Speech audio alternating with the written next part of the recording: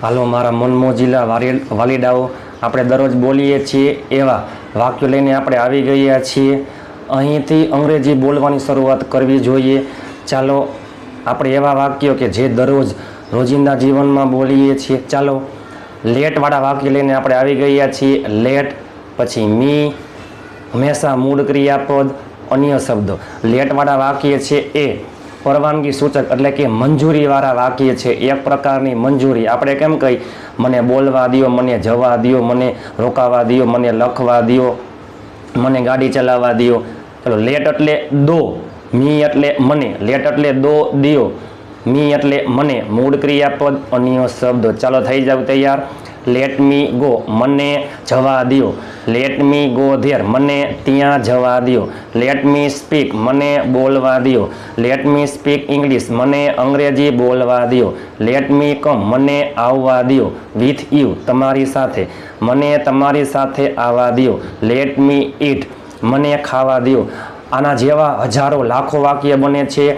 Late me eat, let me sleep, મને સૂવા દો. લેટ મી સ્ટે, મને રોકાવા દો. લેટ મી પ્લે ક્રિકેટ, મને ક્રિકેટ રમવા દો. Let me play cricket here, મને અહીં ક્રિકેટ રમવા દો. આવા વાક્યો દરરોજ આપણે બોલીએ છીએ. લેટ મી રિમેમ્બર, મને યાદ કરવા દો, મને યાદ કરવા દો. મને જવા દો, મને આવવા દો, મને બોલવા દો, મને ગાડી ચલાવવા દો. લેટ મી રિમેમ્બર એટલે યાદ કરવું, મને યાદ કરવા દો. લેટ મી સીટ હિયર, મને અહીં બેસવા દો. લેટ મી સ્ટે હિયર, મને અહીં રોકાવા દો.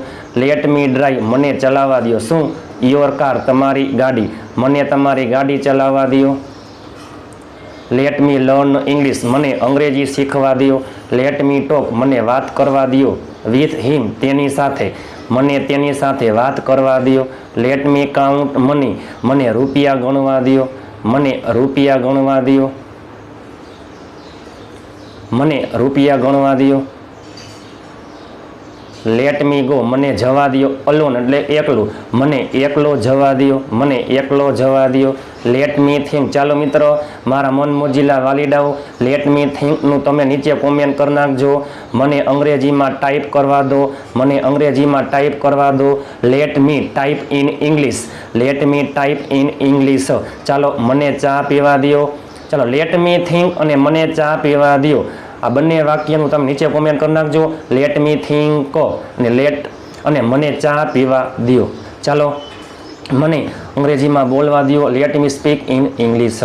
તો વિડીયો સારો લાગ્યો હોય તો લાઈક અને શેર કરવાનું ભૂલતા નહીં. જો અંગ્રેજી તમને ગમે તો બધા તમને નમે. વાતમાં હવે અંગ્રેજી બોલશો તમે.